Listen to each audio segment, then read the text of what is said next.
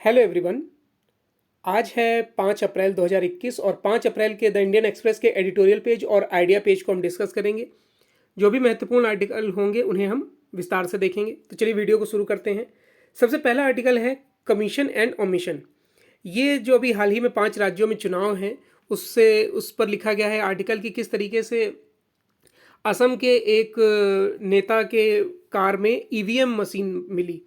तो जब ये ईवीएम मशीन मिली है उनकी कार में, तो वहाँ के जो निर्वाचन अधिकारी हैं उनको बर्खास्त कर दिया गया है, टर्मिनेट कर दिया गया है उनकी सर्विस से, क्योंकि निर्वाचन आयोग ऐसे मामलों में बहुत ज़्यादा सख्ती अब बरतता है। पहले की अगर बात करें तो जैसे बूथ कैप्चरिंग ये सब आम बात थी, लेकिन अब इन सब मामलों में तुरंत कार्रवाई होती है। उसी के तहत जो ईवीएम मशीन मिली है उनकी कार में, ये वाकई में काफ़ी गंभीर मुद्दा है, क्योंकि उस ईवीएम मशीन का उपयोग किसी भी तरीके से किया जा सकता था चुनाव को प्रभावित करने के लिए।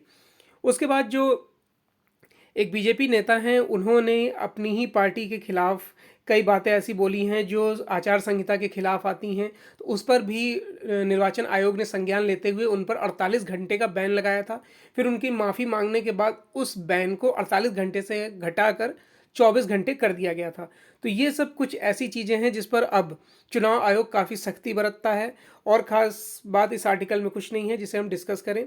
नेक्स्ट आर्टिकल है हमारा on fuel price crude fact.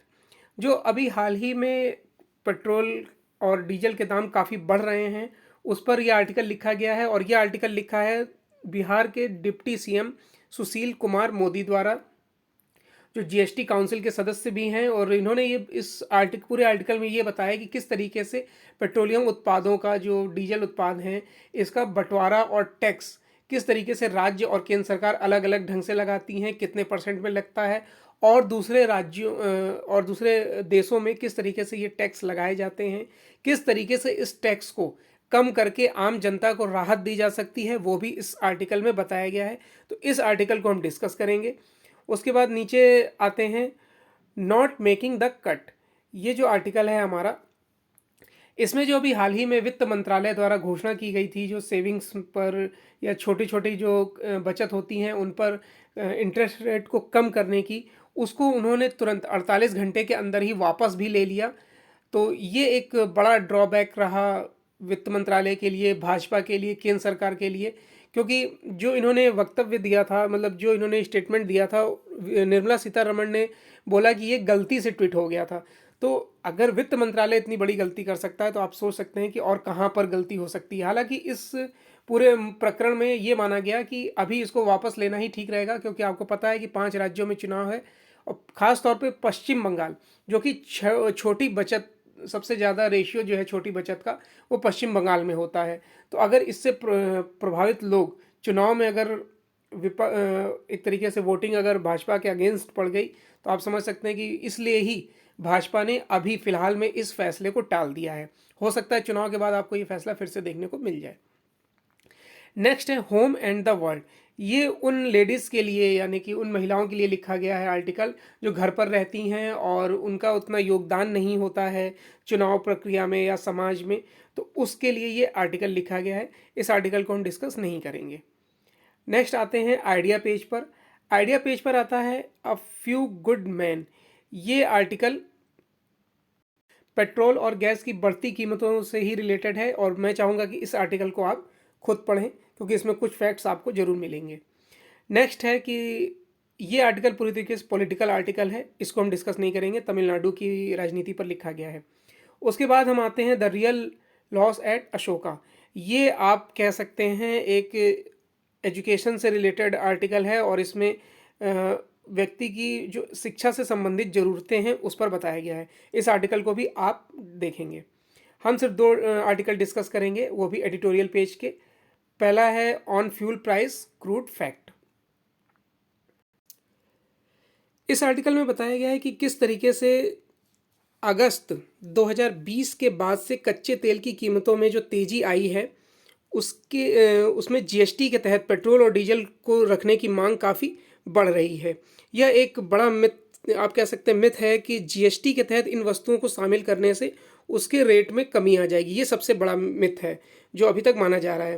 अगर पेट्रोलियम उत्पादों पर अधिकतम 28% ही इस पर जीएसटी कम हो सकता है, आप कह सकते हैं, और पेट्रोल और डीजल को पर जीएसटी खत्म करने का निर्णय जीएसटी परिषद ही करेगी, ये सुशील मोदी जी ने बोला है। केवल उन राजस्व को कम कर सकते हैं, जीएसटी काउंसिल सिर्फ उन राजस्व को कम कर सकती है जो केंद्र और राज्य दोनों इन उत्पादों की बिक्री पर जो टैक्स लेते हैं, चाहे वो जीएसटी के तहत हो और चाहे वो जीएसटी के बाहर हो। आगे ये बताया गया है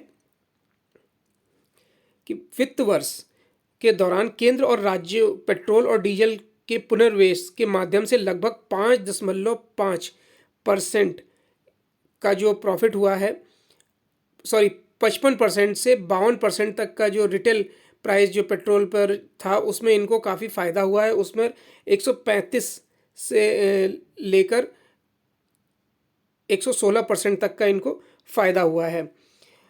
यह भी ध्यान रखना होगा कि पेट्रोल और डीजल की केंद्रीय लेवी खुदरा मूल्य में 36% के आसपास की कमी रही है, जबकि राज्य में इसमें 20% और डीजल के मामले में और 28% पेट्रोल के मामले में कमी आई है।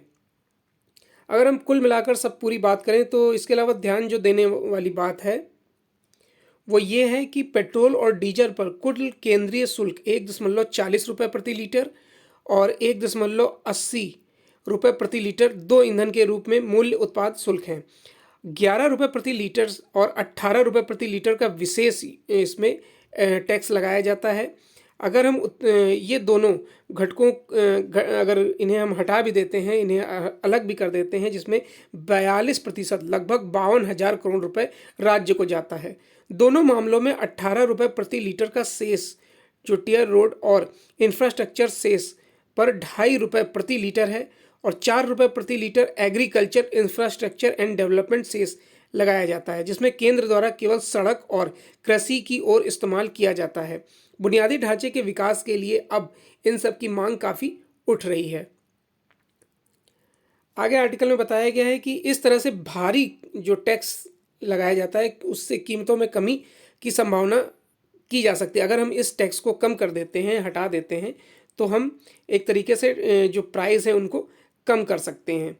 राजस्व देखिए एक महत्वपूर्ण अंग माना जाता है, ठीक है, लेकिन इस तरीके से जितना ज़्यादा टैक्सेस राज्य भी लगाता है, केंद्र सरकार भी लगाता है। आप चाहते तो पेट्रोल और डीजल को भी जीएसटी के दायरे में लाकर इसके मूल्य आज से कम, जब जीएसटी लागू की गई थी 2015 में, तभी से इस पर नियंत्रण कर दिया जा सकता था। उसके बाद फिर भाजपा गवर्नमेंट ने, केंद्र सरकार ने क्या किया कि इसकी जो प्राइस की जो डीलिंग है वो प्राइवेट सेक्टर को दे दी। यानी कि अब आपने देखा होगा कि पेट्रोल और डीजल का जो मूल्य है वो डेली बेसिस पर तैयार होता है। डेली बेसिस पर जैसे आज मान लीजिए 90 रुपये है तो कल 90 रुपये रहेगा नहीं रहेगा ये आप डिसाइड नहीं कर सकते हैं, ये कंपनियां डिसाइड करती हैं। और अमूमन कमी जो होती है वो 18 पैसे की होती है और बढ़ोतरी जो होती है वो 1 रुपये 18 पैसे की होती है। यानी मूल्य बढ़ ज़्यादा रहा है, घट कम रहा है। आगे आर्टिकल में बताया गया है कि ईंधन और जो ईंधन तेल है और जो शराब है, इन सब पर जो दोहरे टैक्स लगाए जाते हैं वो सब जीएसटी के अधीन आने चाहिए। जो किसी भी प्रकार से वैट या जीएसटी को लागू करते हैं, लेवी जीएसटी एक निश्चित प्रतिशत मूल्य पर एक मिश्रण है जो मूल्य श्रृंखला के क्रेडिट के लिए अर्हता प्राप्त करता है। एक निश्चित राशि या मूल्य का प्रतिशत जो कि विश्वसनीय नहीं है, इस प्रकार जीएसटी से बाहर है। इस आदेश के दंडात्मक करों को मुख्य रूप से हतोत्साहित करने के लिए पर्यावरणीय रूप से इस पर फोकस, ईंधन को छोड़ने और इंफ्रास्ट्रक्चर को निधि देने के लिए राजस्व प्राप्त करने के लिए लगाया जाता है, जबकि विश्वसनीय घटक मूल रूप से कैपिटल इनपुट करों की भरपाई के लिए सक्षम बनता है। आगे आर्टिकल में बताया गया है कि इन उत्पादों को वैट, उत्पाद शुल्क, भंडारण शुल्क, सुरक्षा शुल्क और यूरोपीय संघ में पर्यावरण करों जैसे लेविस के ढेरों के अधीन किया जाता है। इस तरह के करों की कुल घटना लगभग 45% से 60% तक होती है। कनाडा में जो इन उत्पादों पर टैक्स लगाया जाता है वो 15% और जीएसटी, और जो इस पर जीएसटी के जो अंतर्गत नहीं आते हैं उस पर 5% और या फिर अधिकतम 25% से 30% प्रति लीटर लगाया जाता है। अमेरिका में इन मामलों पर 15% के बराबर टैक्स लगाया जाता है।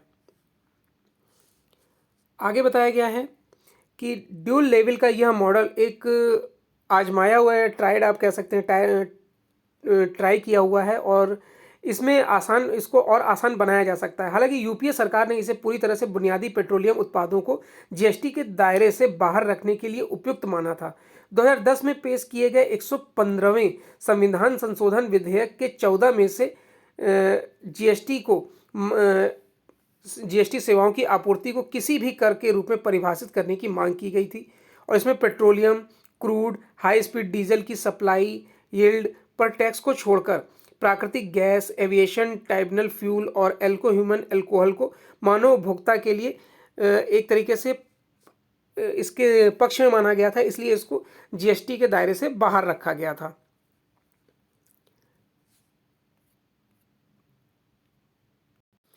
आगे इस आर्टिकल में बताया गया है कि आर्टिकल के सेक्शन 9(2) और 5(2) में सीजीएसटी और एसजीएसटी एक्ट और आईजीएसटी एक्ट के तहत इन प्रोडक्ट को जो ज़रूरत है वो काउंसिल अगर रिकमेंड करता है तो इसे जीएसटी के अंतर्गत लाया जा सकता है। जैसा कि आज धर्मेंद्र प्रधान ने भी अपने स्टेटमेंट में बोला है कि पेट्रोलियम और गैस उत्पाद के जो दाम है वो आगे आने वाले दिनों में कम किए जाएंगे। अब इसमें और क्या क्या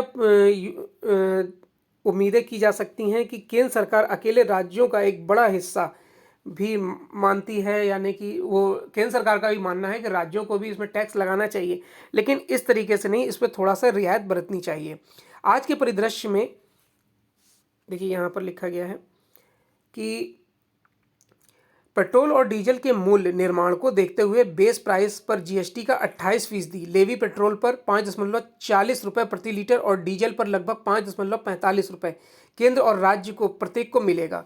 पेट्रोल अकेले केंद्र पर डीजल जो केंद्र है वो डीजल पर 31.80 पैसे प्रति लीटर और औसतन 20 रुपये प्रति लीटर, 15 रुपये प्रति लीटर पेट्रोल पर टैक्स लगाता है। हालांकि पेट्रोल और डीजल की कीमतों में लगभग 55 रुपये प्रति लीटर तक की कमी आ जाएगी अगर ऐसे टैक्सेस को घटा दिया जाता है। हालांकि इस स्तर पर कीमतों को कम करने से केंद्र और राज्य दोनों के राजस्व में भारी कमी आएगी, यानी कि आप जानते होंगे इसीलिए रेट कम नहीं किए जा रहे हैं क्योंकि इससे नुकसान होगा।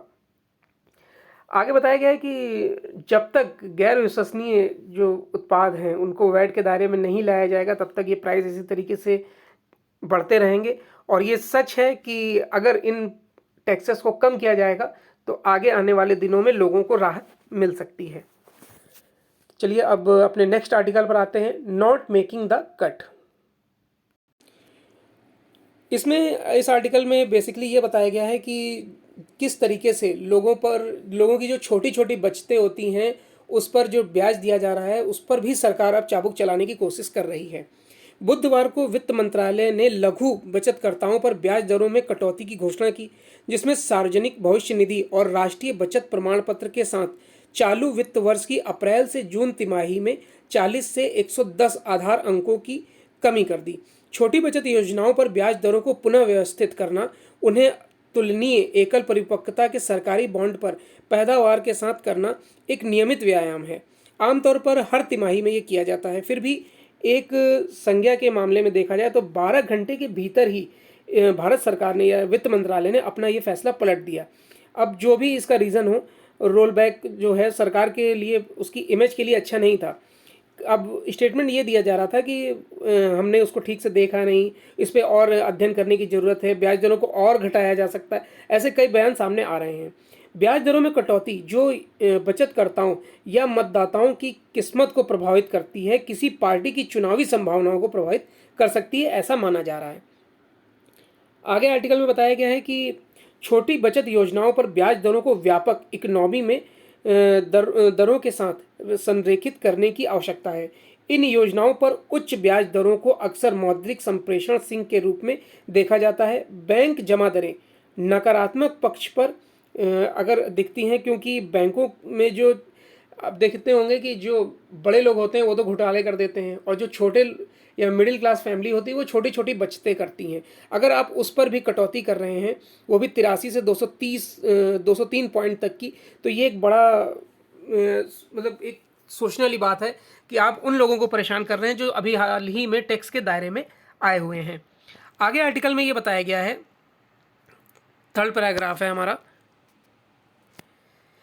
कि यह देखते हुए कि इन उपकरणों के माध्यम से एकत्रित धन का उपयोग सरकार के घाटे को पूरा करने के लिए किया जाता है। उच्च ब्याज दरों पर सरकारी वित्त पर भी असर पड़ता है। 2021-22 में इस मार्ग पर सरकारी उधारी 3.91 लाख करोड़ रुपए आंकी गई थी। इस प्रकार इन उपकरणों पर उच्च ब्याज दर का मतलब है कि सरकार को मौजूदा ब्याज दर से अधिक ब्याज दर का भुगतान करना होगा। इन दरों को अंततः व्यापक अर्थव्यवस्था में उन लोगों के साथ गठबंधन करने की आवश्यकता होगी, लेकिन चुनाव के बाद के आदेश को फिर से बहाल करना, यहाँ तक कि ये भी बात होगी कि केवल ध्वनि आर्थिक नीति को ओवरराइड करने की राजनीतिक मजबूरियों के चलते हो सकता है सरकार चुनाव के बाद फिर से टैक्सेस को घटा दे। और ये सभी जानते हैं कि ये जो बयान वापस लिया गया है सिर्फ और सिर्फ बंगाल चुनाव को देखते हुए लिया गया है, क्योंकि भाजपा ने बंगाल चुनाव को अपनी साख बना रखा है और वो ममता बनर्जी को किसी भी तरीके से हराना चाहते हैं। इस पर क्या है कि जो लघु बचत में सबसे बड़ा जो रोल है, मैंने पहले भी आपको बताया कि वो पश्चिम बंगाल का है। वहाँ के लोग छोटी बचत ज़्यादा करते हैं, ज़्यादा ध्यान देते हैं। अगर सरकारी आंकड़ों की बात करें तो सबसे ज़्यादा जो रेशियो है और परसेंटेज है वो पश्चिम बंगाल का है। ऐसे में अगर टैक्स घटाए जाते हैं, कम किया जाता है, तो सबसे ज़्यादा प्रभाव पश्चिम बंगाल के लोगों पर पड़ेगा और उसका असर कहीं ना कहीं चुनाव पर देखने को मिलेगा। इसलिए ये फैसला वापस लिया गया है। तो ये आज का एडिटोरियल पेज था। आई होप आपको आर्टिकल अच्छे लगे होंगे और डिस्कशन अच्छा लगा होगा। अगर वीडियो अच्छा लगा हो तो लाइक और शेयर कर दीजिएगा। वीडियो देखने के लिए धन्यवाद।